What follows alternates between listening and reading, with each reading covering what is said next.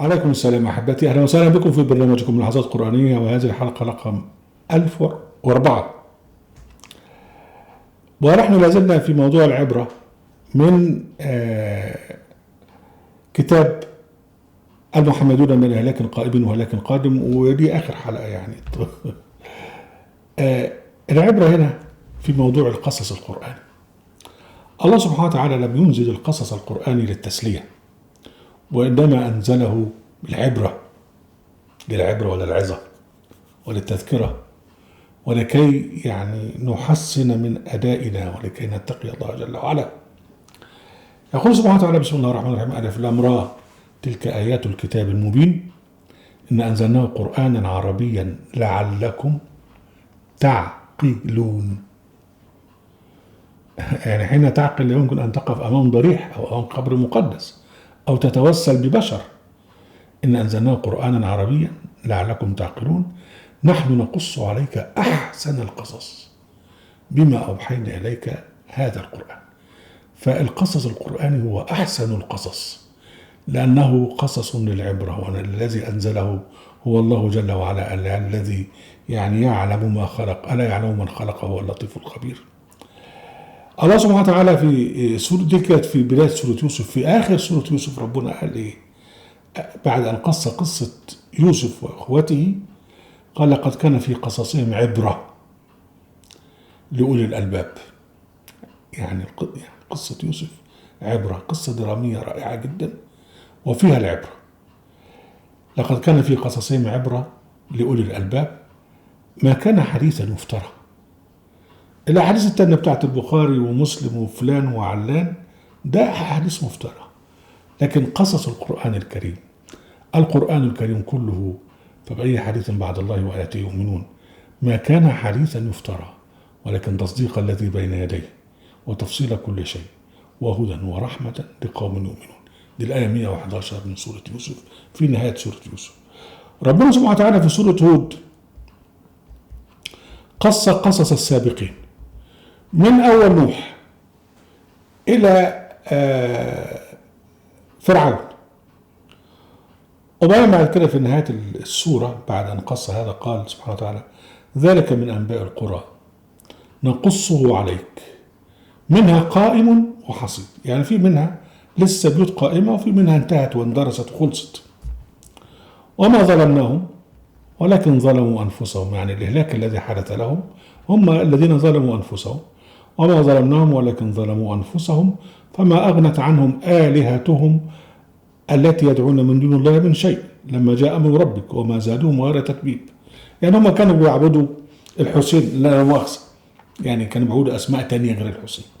يعني كانوا بيعبدوا يسموه محمد، لا مؤاخذة، كانوا بيعبدوا آلهة تانية اسموها آلهة إن هي الأسماء سميتم وأنتم وآباؤكم. يعني هم كانوا بيعبدوا آلهة، كانوا بيعبدوا أولياء، كانوا بيعبدوا قبورا مقدسة. هذه القبور المقدسة لم تغن عنهم شيئا. ولما جاءت الست كورونا برضو كل الآلهة والقبور المقدسة لم تغني شيئا عن المحمديين وعن غيرهم.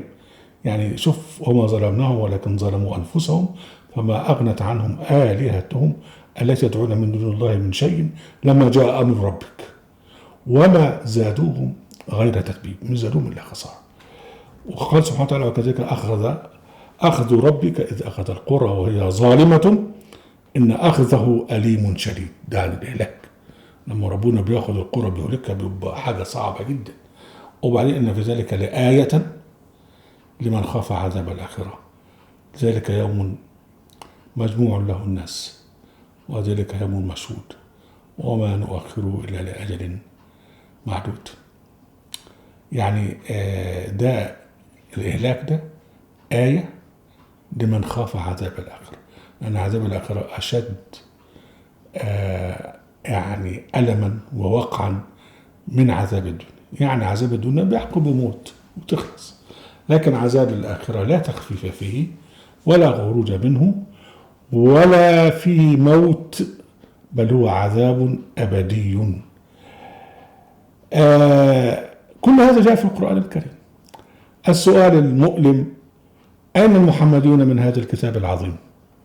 هم هاجروا القرآن، هاجروه عمليا بما فعله أبو بكر الزنديق بالفتوحات ومن جاء بعده من الخلفاء الفاسقين، وهاجروه علميا حينما اخترعوا أحاديث وعملوا أديان أرضية، سنة وشيعة وتصوف وغيره وغيره وغيره، وبذلك وضعوا أنفسهم في موقف العداء مع الرسول محمد عليه السلام، وستبرأ من يوم القيامة. وقال الرسول: يا ربي إن قوم اتخذوا هذا القرآن مهجورا، وكذلك جعلنا لكل نبي عدوا من المجرمين، وكفى بربك هاديا ونصيرا.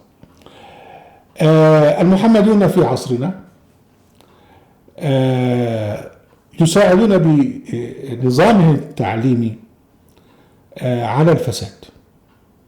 يعني ممنوع ان انت تناقش الخلفاء الفاسقين، ممنوع ان انت تناقش او تعترض على ما فعله ابو بكر في كتاب مدرسي في التاريخ، او ما مش كده بس، ابو بكر وعمر وعثمان وعلي، الفتنه الكبرى، القتل، الخلفاء اللي بيقتلوا بعض، بيقتلوا الناس، الخليفه الذي يعني يستأثر بالارض ومن عليها، كل الاجرام ده لا تستطيع ان تنتقده.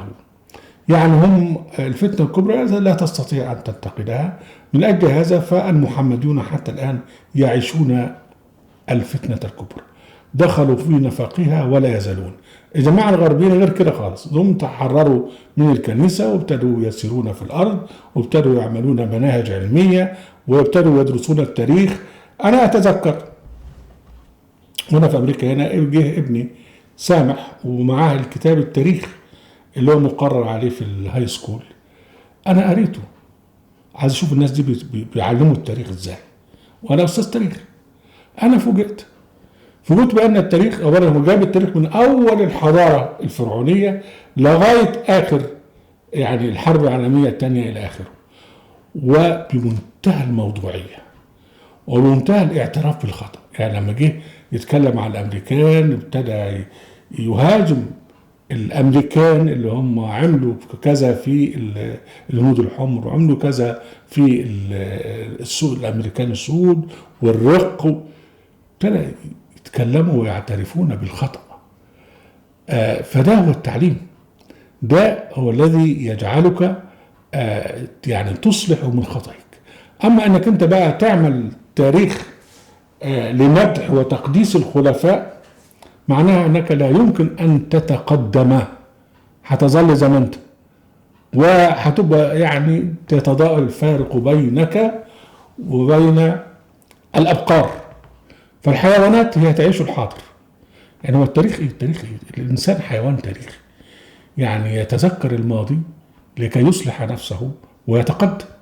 اما اذا الماضي عندك كله مقدس وكله تمام التمام والناس المجرمين دول آلهة، فلا يمكن ان تتقدم، ستظل تعيش في نفس الوضع بتاعهم، وهذا ما يحدث الان.